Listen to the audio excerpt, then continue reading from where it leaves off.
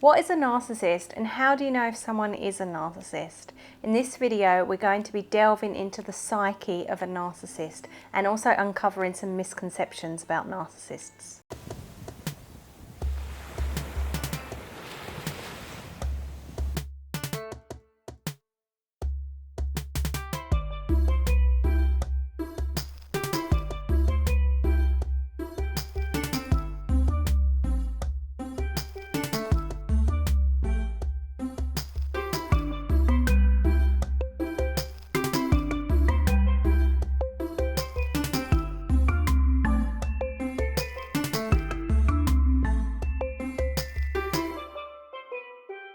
Hello and welcome to the Revelation Station, where we talk and take action on healing from narcissistic abuse. My name's Marie, I'm a hypnotherapist and a life coach, and this video is all about what is a narcissist.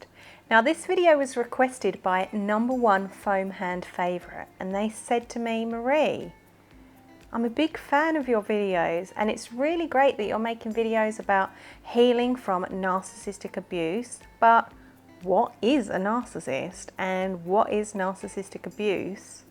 How do I know if I've been in a relationship with a narcissist or if I've been narcissistically abused? Please can you make some videos from the start so that I can follow along on this journey? Thank you so much for your question and your feedback, #1 foam hand favourite. That is awesome. I absolutely can make videos on that. So I've already made a couple of videos on are you dating a narcissist, and I can make some videos on narcissists, narcissistic abuse, all the things, and then you can follow along this journey as we recognize what narcissism is and what narcissists look like and whether this has happened to us, and also recognize some part of ourselves that will be essential for the journey. And we can remove the toxic influence and also redesign our life so we can have healthier relationships. So in this video, we're going to cover what is a narcissist, and this is going to include some definitions of narcissists and narcissism, including my quick go-to definition of what a narcissist is.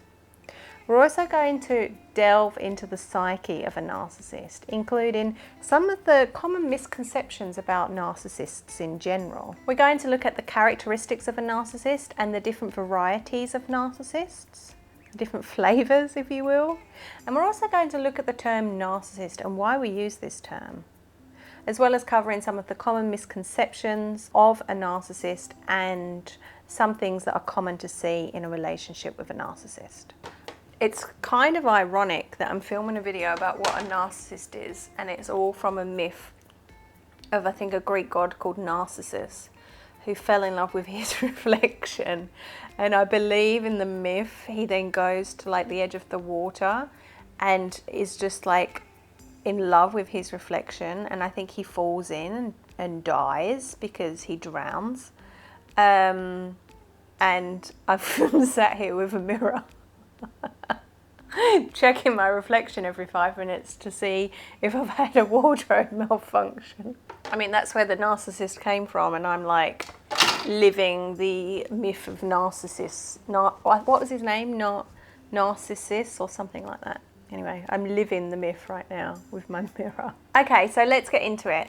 My quick definition of a narcissist is someone who cannot see, hear, empathize with, or treat you as a separate person with your own thoughts, feelings, beliefs, wants, needs, desires, all of these things. So what does this mean?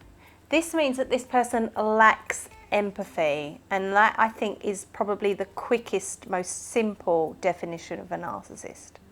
They lack empathy. However, it's not that simple, because if we knew that this person lacked empathy to the extent that they do, we would avoid them from the very first moment that we met them. It's not always obvious when you first meet a narcissist that they do lack empathy. And the reason why is because narcissists will often wear a mask.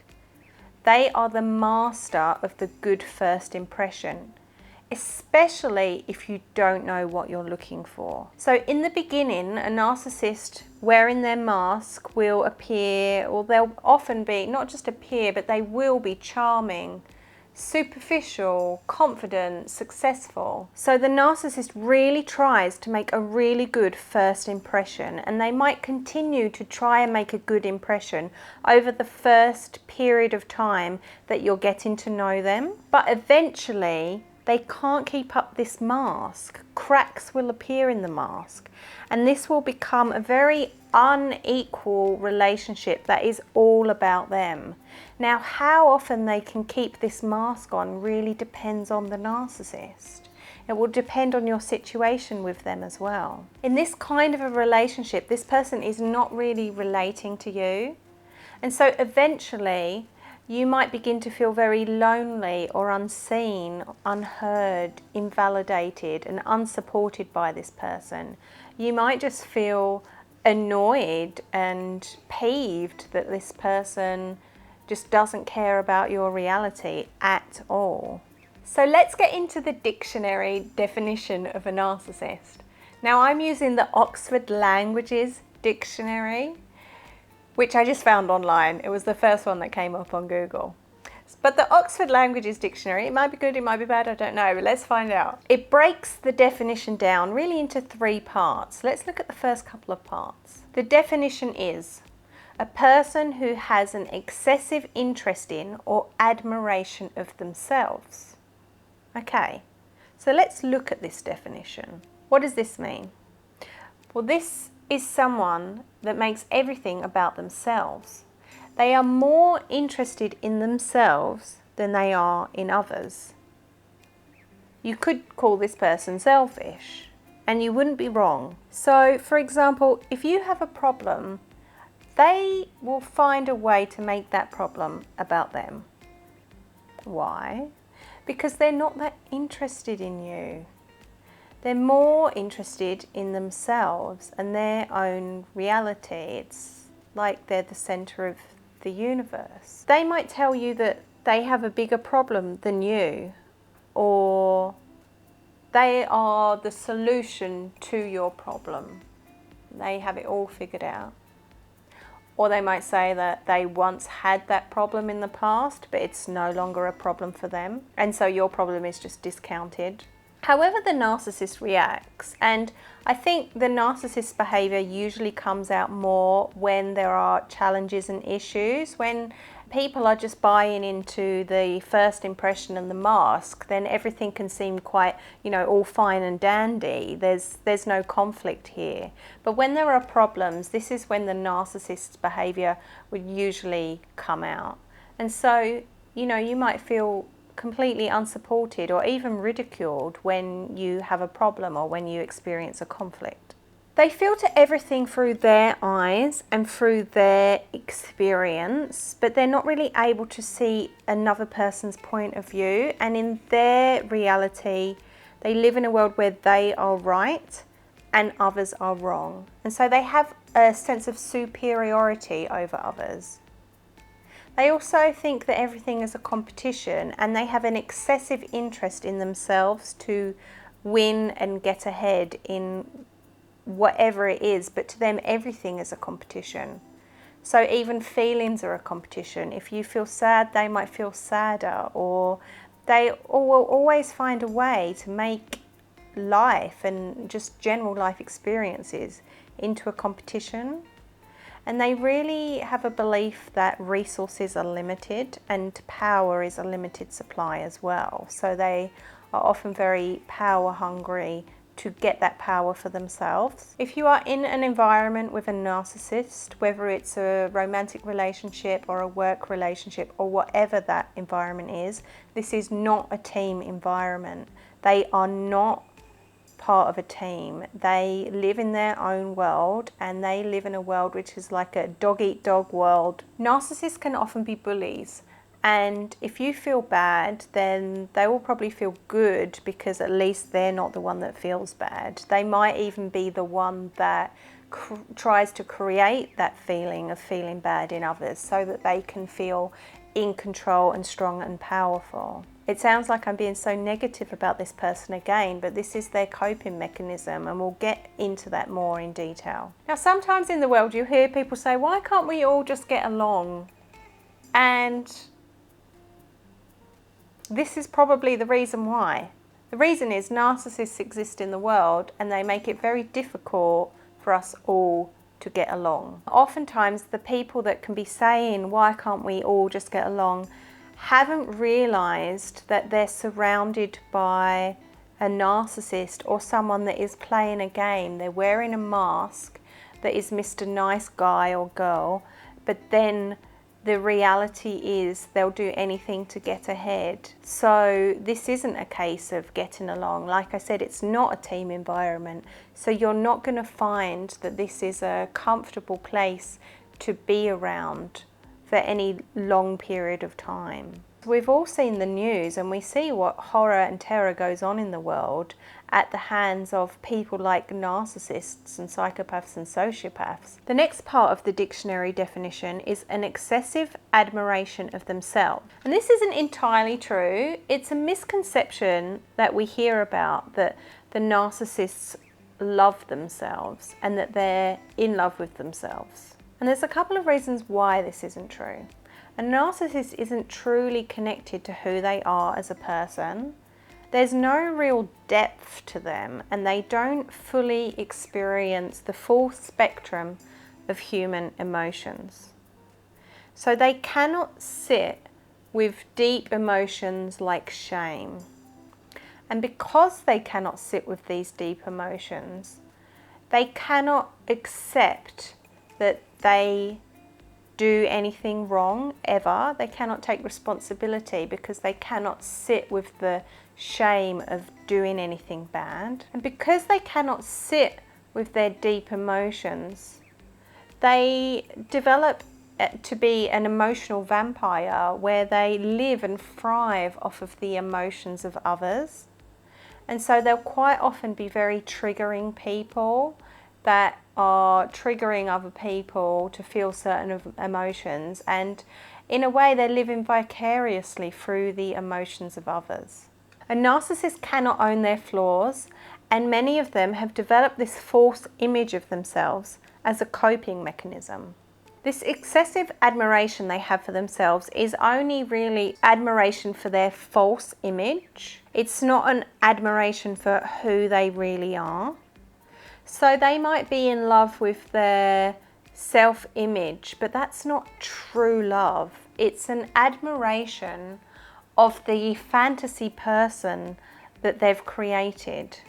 So they're in love with their ideal perception of themselves. But because they're not truly connected to themselves and they don't have true, genuine feelings of self-love, they really struggle to connect with other people and form meaningful connections because their talk is really cheap. They can be the social chameleon that just develops a persona that they think other people will like or other people will be impressed by.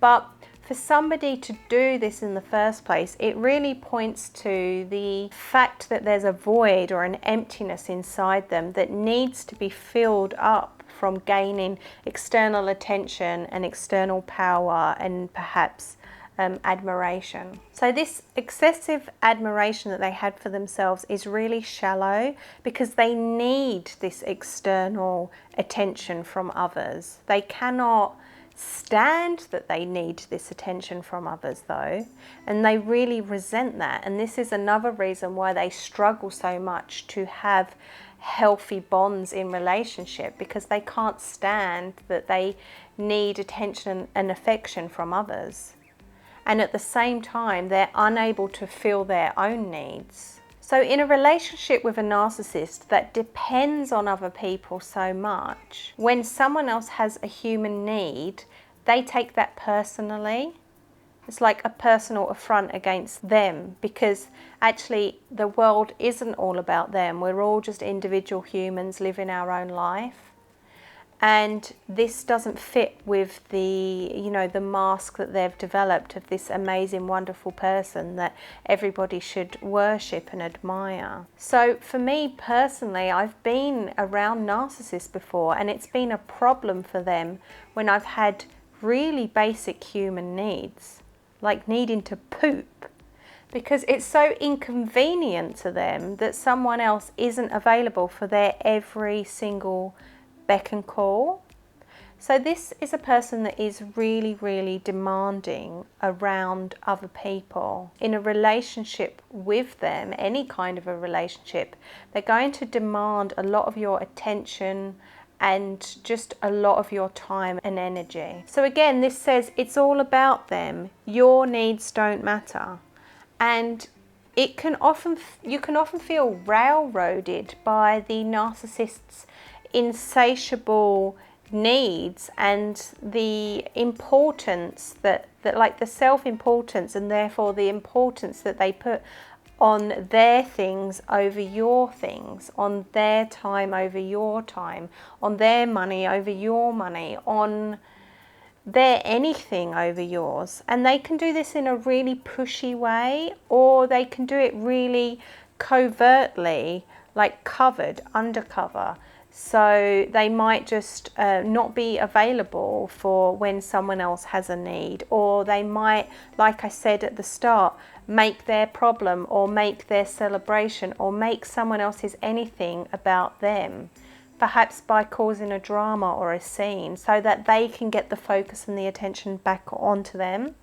So they're not in love with themselves at all. Underneath this mask, this superficial mask of confidence or power or whatever the mask is that they wear, is a very fragile, wounded ego, which is why the narcissist can be so reactionary in their relationships. At this point, we might really start to feel sorry for the narcissist and want to help them in some way. This is a problem that many victims of narcissistic abuse, like it's a trap that they can fall into thinking that maybe they can rescue this person in some way, or there's just something that they can do that will make everything better for the narcissist, or maybe if they get therapy, or maybe if they try harder to please them, or all of these little traps that we can fall into to try and rescue this person or rescue this relationship. But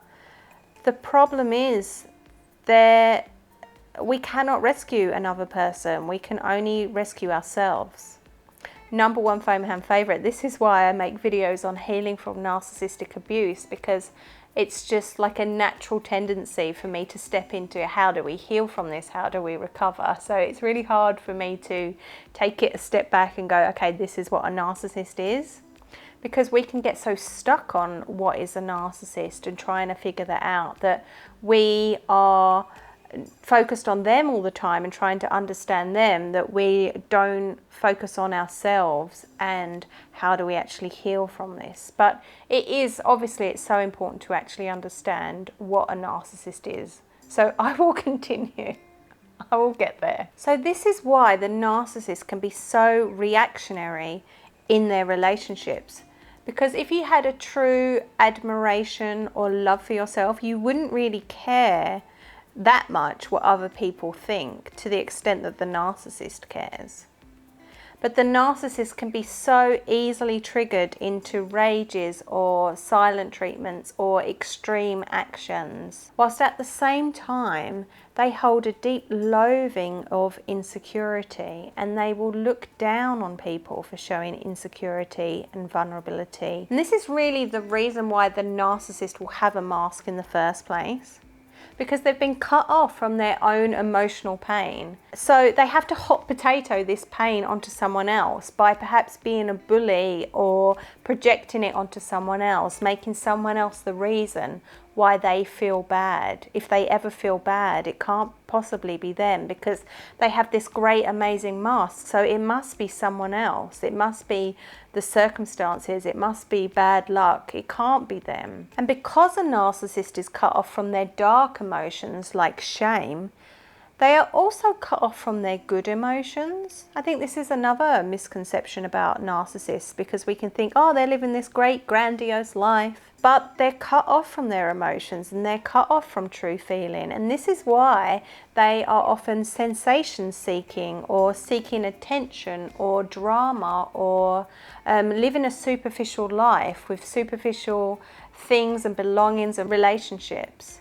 They might be highly spontaneous, or risk takers, because they're trying to fill this empty void within. They're trying to feel something, and they often don't like being alone with themselves for any long periods of time, because they need stimulation. They need to feel an extreme high. Probably doesn't feel that extreme to them. They need to provoke these emotions in others in order to feel something themselves. This boredom that they get from being alone will maybe result in them doing things like just picking a fight with someone just because they were bored. And because a narcissist has this mask, they have a fear of, or really no desire to have any real intimate connection with others, because they don't want people to get too close, because there's nothing really to get close to. And if someone does get close, then they'll see that they're wearing a mask, and it's really hard to wear a mask 24/7. One narcissist I had a relationship with said to me, it's just so exhausting and draining, like to be out there in the world, to be out there at work. Like I always feel like I'm putting on a front. And at the time I was like, well, why don't you just be yourself? But I didn't realize that they didn't actually have a self. They were just pretending. So earlier on in my journey, I started thinking about how would I actually describe a narcissist without saying that they are a narcissist, without using that word or using other descriptive terms. And the image came to me that, it came to my mind that they are like a 5-year-old child who's playing a computer game where they are the king or they are the queen, and they rule the world. And the aim of the game is to get to the top of a mountain, and they can do whatever they want or need to in order to get to the top of the mountain. And this is just a game, so it really doesn't matter who they hurt or what they do in order to get to the top of the mountain. And because it's a game, often they'll enjoy it. So they might feel all big and strong and powerful, that they can exert their power onto the world or onto other people. They don't care about the effects of that because they're really childish and they just want to win. But this isn't a game. This is real life. And I'm interested in if you have your own analogies or your own way of like describing what a narcissist is without saying the word narcissist, and what comes to your mind about what this person is like. If you want to, leave a comment below and we can compare our analogies. So a narcissist can come in different varieties. 2 varieties of the narcissist are the grandiose, so like the confident type, or the vulnerable or covert narcissist. So the grandiose narcissist is your traditional, confident, powerful narcissist who's perhaps charming and socially confident. And they often come with a fan club of social admirers and people that, you know, appear to love them and think highly of them. They might appear to love themselves and love their own self-image, like I said, and be confident and charming. But not all narcissists are like this. Some narcissists just appear to be unconfident, and they're more introverted and much more self-depreciating.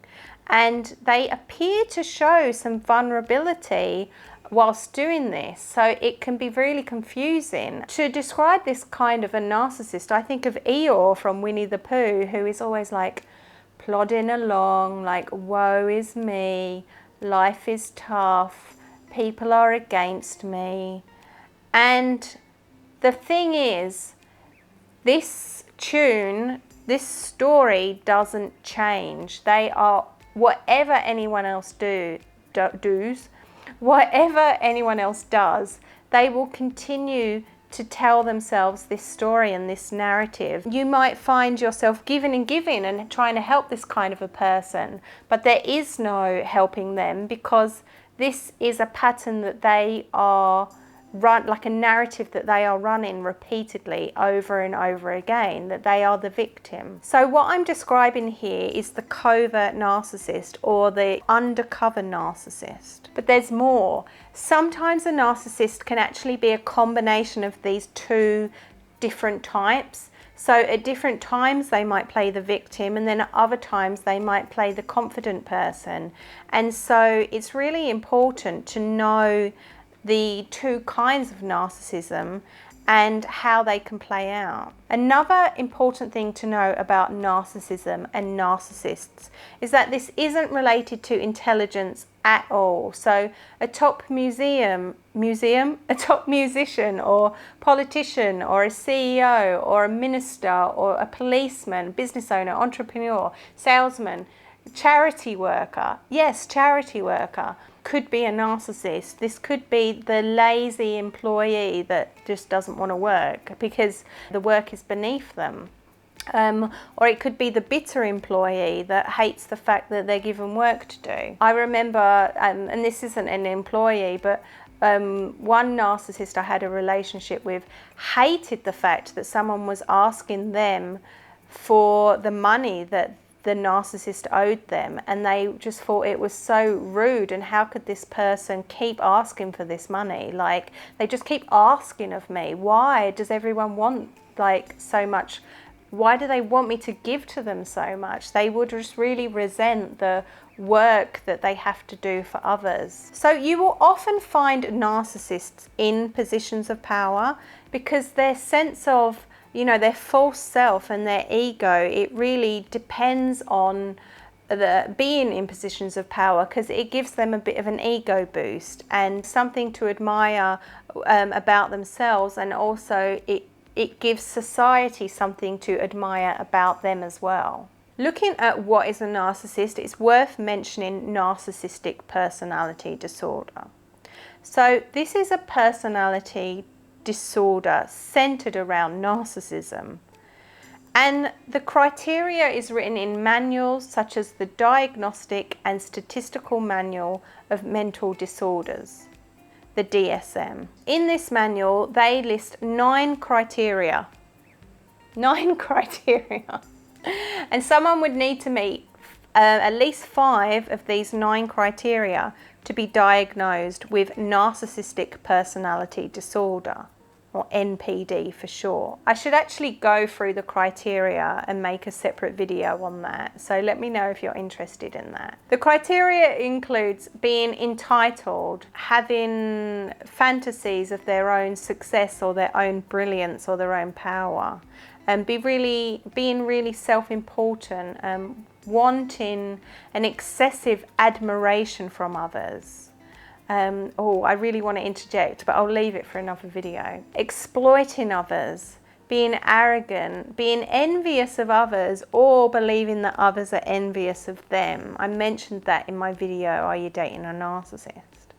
And the biggest one, I feel, is the lack of empathy. My understanding is that for someone to be diagnosed with narcissistic personality disorder, this person needs to experience problems in every area of their life because of their personality disorder. This would need to be pervasive, and this person would need to feel that this is personally impacting their life in a negative way. So this is an enduring pattern of behavior, and it doesn't change. But there are many people with narcissistic traits that wouldn't reach a diagnosis for getting NPD, but yet they cause havoc and chaos in the lives of others and in their relationships with others. But because they might be high functioning in one area, say business, usually business, this wouldn't warrant a diagnosis of them getting narcissistic personality disorder. And we really live in a society where business and profit has been prioritized over humans. And so this ruthless nature of taking more than you give in relationships is actually often rewarded in business when they look at, profit and loss. A narcissist will often rarely present in therapy as having a problem, or they wouldn't last very long because they can't admit that they are a problem or that they could be contributing to a problem because they can't take responsibility for their behavior. Nothing is ever their fault. And they have a real inability to self-reflect. The thing, it's like a catch-22 because their mask is a coping mechanism that prevents them from doing any kind of self-reflection work and taking responsibility for their actions. So this catch-22 situation really just characterizes what this disorder is all about. So why do we use the term narcissist?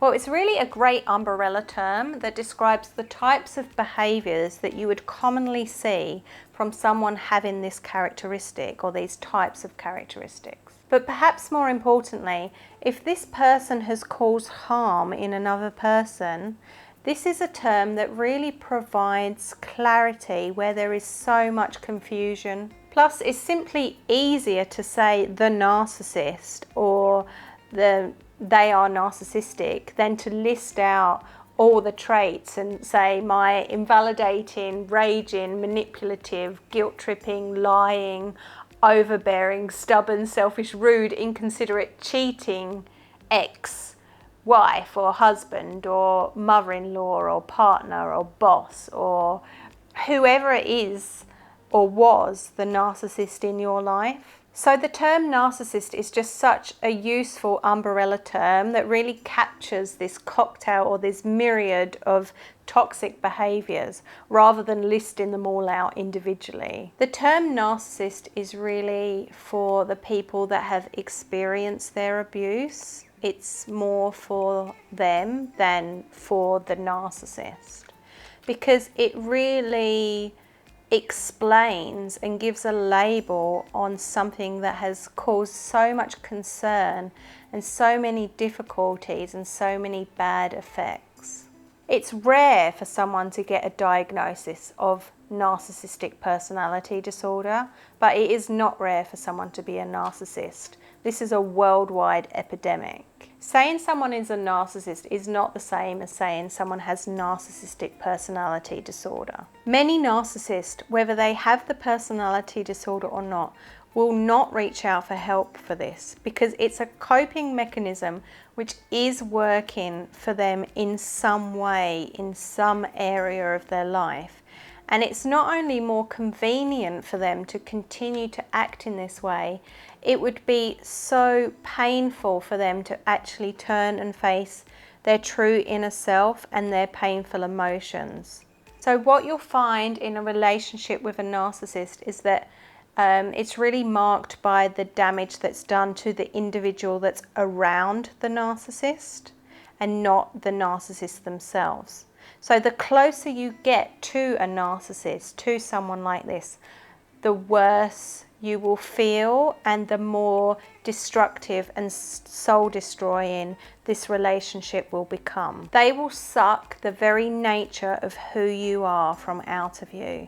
These are the emotional vampires of the world. So we call the effects of being in a relationship with a narcissist narcissistic abuse.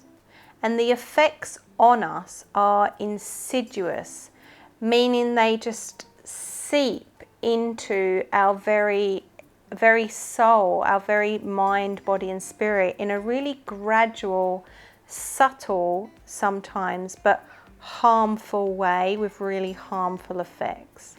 So it's very subtle but very damaging, and we can really lose ourselves completely. We would learn not to trust ourselves, and we might believe that we're not good enough, and this kind of a relationship is really just emotional overload and completely exhausting. Oftentimes, people that stay in these kind of relationships are taking too much responsibility. They're taking responsibility not just for their part of the relationship, but also for the narcissist's part as well. So they take responsibility for the narcissist. And there's no real easy way to have a balanced, harmonious relationship with this kind of person. And in order to kind of counterbalance on the narcissist and fit into a relationship with a narcissist, you need to shed parts of yourself that are not acceptable for them, or they'll maybe rock the boat, or you don't want to upset the apple cart or ruin the status quo. In order to live in the most harmonious way that you can with the least amount of emotional pain, you would need to just suppress yourself and your internal natural instincts to live and express yourself, and suppress your feelings. This is often what someone does to compensate for the deficit that the narcissist has in a relationship, and this becomes another problem in and of itself. The good news is it is possible to heal from these relationships, and someone who has had a relationship with a narcissist can absolutely heal from this kind of abuse. And with healing, you can really improve and change your life and your relationships for the better. If you have a sense of empathy and ability to self-reflect and take responsibility for your own behavior, then not only are you not a narcissist, but then you're also able to heal and gather the tools that are necessary to live a better, more functional, healthier life. A relationship with a narcissist is something that needs to be managed if it's something that you either choose to continue or are obligated to continue in some way. And so one part of healing might just even be in learning how to manage those relationships, especially if you can't get away. How do you know someone is a narcissist then? Well, a telltale sign of a narcissist is really from how you feel when you're around this person, or you might notice that after you've been around this person, you feel really drained and lacking in energy. You might get a feeling of tension, or a feeling in the pit of your stomach, or a feeling that you need to edit yourself, or you can't be yourself in some way. And you might feel like you're walking on eggshells, and you might notice this on the first time you meet this person, like get a sense that something's not quite right. Or it might take a few times of you being around this person, but your body will be sending you signals that something's not right. So other signs of a narcissist is really from their behavior. They might blow up at any moment and get angry. They might have emotional outbursts over seemingly nothing. You might experience them lying or have expectations that you need to, do everything for them. Another sign is that you feel like you need to look up their behavior on the internet. Like you get a feeling something's wrong, and then you start Googling, like, is this normal? Is this healthy? They did this, they said that. And you might also feel like you can't trust this person and feel like you need to record your conversations or record their actions because they deny them so much that you might start to doubt yourself if that even really happened. And that is a really big sign that you're around somebody toxic and potentially or possibly a narcissist. If you have been deeply affected by a relationship with this kind of person, with healing work, you really can get over this and heal your relationships and move on to healthy relationships with people. At the moment, there's such a big movement of people wanting to heal from this, and it's really exciting because the more that we do that, the healthier the world will become. The narcissist can only really survive in this reality as long as we keep feeding them our energy and we keep going along with their agenda. But when people stop and wake up and take a step back and decide that they're not going to feed into this narcissistic supply by giving them your energy and your focus and your attention, then we're really restoring balance and harmony, not only in ourselves, but in the world. I want to leave you with a quote from an article I saw, and it's from Very Well Mind, the website, by Elizabeth Scott. And she's talking about what a toxic relationship is. So she says, a toxic relationship is one that makes you feel unsupported. She goes on to say misunderstood, demeaned, or attacked. And then she adds, on a basic level, any relationship that makes you feel worse rather than better can be toxic over time, or can become toxic over time. And I think this is so poignant because she says unsupported, and we can look for so many signs that this person is a narcissist and they are, unhealthy or they are toxic. But just simply the feeling of feeling unsupported by someone or in a relationship is enough for that to be toxic to you, because just imagine feeling unsupported if you're in a relationship with someone day in and day out. That becomes toxic. It's also really significant that she talks about a relationship where you feel worse rather than better, and how that can become toxic. Because we can just evaluate our relationships and our interactions with others. So this feeling of being unsupported can be really subtle, but over a long period of time, the damage that this does is huge. But yet I think we can easily brush off this feeling of being unsupported, and we can make excuses like, oh, it's not that bad. If it's not that bad and we catch ourselves saying things like that, it's not that good either, and we're really here for more than that. Narcissistic abuse is not okay. We deserve so much more in our relationships, and there is a much healthier way of living. There's a much healthier way of interacting with others. And it's really time that we took our power back and changed the dynamic for ourselves and for our life. When we do this, we can create a future where we not only have a healthier experience ourselves, but society is healthier as well. And an experience where kindness wins and kindness prevails. If you've been affected by a narcissist and you're looking to heal from that, this is a journey well worth you taking, and I wish you all the best on that. And if you'd like some more support to heal from this kind of a relationship, I offer one-on-one coaching and hypnotherapy and voice message support, as well as some free resources that you can check out at RevelationTherapy.com. For now, thank you so much for watching this video, and I wish you all the best. Take care. Thank you for watching. If you like this video, give it a thumbs up and be sure to subscribe so that you're notified every time I upload a new weekly video. If you head on over to RevelationTherapy.com, I've also created a few free resources for you to help you on your healing journey. There's currently a free workbook and a checklist, and I'm adding to those all the time. So be sure to check those out. I'll leave the link in the description below. And if you have any questions at all, you can find me on most social media channels at Revelation Therapy. For now, sending you so many positivities to help you on your healing journey, and I'll see you in the next video. Take care. So much faffery involved in filming a video. There's going to be a lot of faffing in this video because I've decided to take a risk on my wardrobe attire. It may pay off. Okay, yeah, I feel like I have to check my wardrobe every 5 seconds. But that's actually fine. I don't want hair on the mic. Why am I wearing this top? This is a silly idea. My name's Marie, and I'm Marie. Is it bad if I have a wardrobe change halfway through a video? Like, no, I've just had enough of this. Like, I'm changing. I hope you can't hear me. Okay. How do I do this without looking cheesy? Number one phone hand. No, I don't want this to be an outtake already. Number one home favourite. Oh, that's awesome. Oh, well, awesome.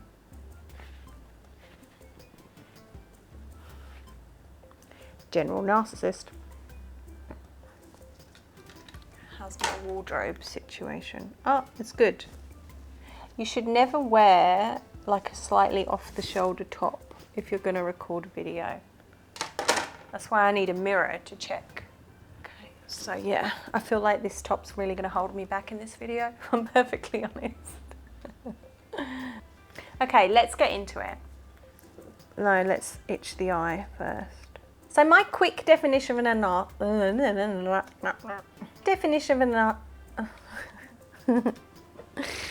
Ow, struggle street.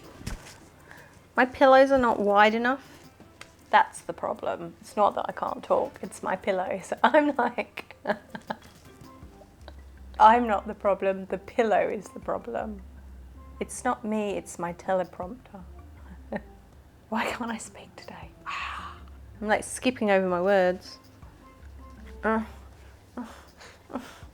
Oh, help. That's it, that's it. Pull it down at the back. Probably going to scratch a lot. I swear there's spirits that come, like itchy spirits, and when I start recording a video, they're like, let's make a scratch here, let's make a scratch there. Itchy spirits be gone. I'm going completely off topic. I'm using the Oxford Languages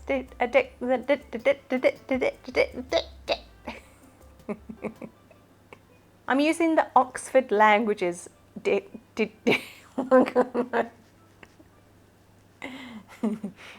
dictionary. Man. But there is more to it than that. No, there's not. Well, I mean, there is, but I'm just not going into it right now. Oh, tired. Okay, it's actually fine if I just keep pulling it down, yanking it down, and then I think I'm just going to vow never, ever, ever to wear this top again and to sit here with a mirror. Okay. You're going to have so much fun with the outtakes, and I kind of resent that. I'm feeling resentful. Because I said there wasn't going to be any outtakes once I started using a teleprompter. Yeah. Oh well. Okay, anyway. Where was I? Completely. No, they're not. I mean, they are, but they're not. It's amazing how good I've got at whistling. Like, I don't know where that came from. I tried to whistle the other day and it didn't happen. So when you hear people say, why can't we all just getting along? Why can't we all just getting along? Why can't we all just getting along? Maybe I just like the attention. Maybe that's why I keep messing up like that. I mean, that is true, but you can't put any of this in the video, David, really. It's going to be so embarrassing. I don't know why I do this to myself. Maybe I have like self-sabotage gene happening. You really can't put this in. You can't. And this is interesting because this isn't entirely... Okay. I should hide my foam hand, so that will be a nice surprise. Let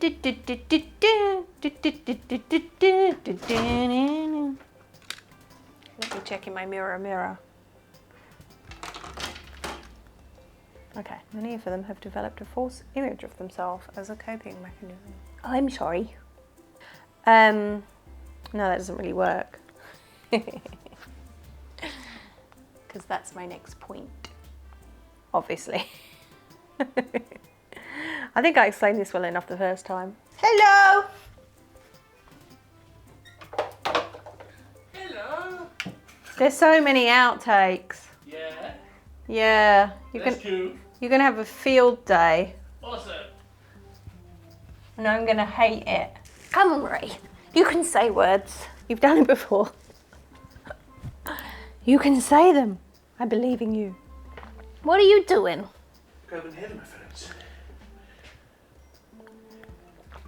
Would you like to appear on camera? No, I'm okay. Everyone, meet my video editor. Since I'm only in pants. Mm-hmm. That's the way the best edits happen. Is it? Sorry, I've just made it hard to edit. Takes a while, doesn't it? Doesn't it? That one makes me stop and think, because I always hated that. That's why I run my own business. Disorders. I think I said that right. Mental. Yeah, I did, damn it. It's an outtake and it didn't need to be an outtake. Shall I check in my mirror of narcissists? Being diagnosed with personality. Personality. This is the criteria you need in order to have personality. I wonder what that criteria is. If you don't have this criteria, you don't have personality. It doesn't sound very interesting, does it? Are you interested in diagnostics and statistics? So much faffery. Okay, I can make a separate video. Can I? Can I though? I can make a separate video, or I'm planning to make a separate video. Why don't I just pick a sentence and go with it? All of that stuff. Wanting excessive admiration from others. See, I already want to talk more about this, so I need to do a separate video. Let's just go. I can't help but want to dissect it. Oh, good Lord. Why am I not convincing while I'm saying this? It's because I'm thinking of like the person that's just entered and they'll be like, no, I thought they were amazing. We can think someone's amazing, but we can feel something different and we need to listen to our feelings. Okay, so other side, no, I can't just okay and then start adjusting myself. I think I'm nearly done as well. I'm getting excited. Take your power back and change the dynamic now. I sound like a bloody, like, preacher. I mean, it's true, but I don't want to sound like a used car salesman. Okay, so I need to work on my ability to talk about my services. This is support. Do you want more of it? Oh, that's annoying, isn't it? From the comfort of your own home. That sounds like a used car salesman. This is just what normal people do when they have a business, but it just feels so weird. That was the best I've ever done of inviting engagement. I'm not going to agree with any of these outtakes. Oh, I'm so bloody hot now. Take care. Okay. Dunsky-wunskies. I finished!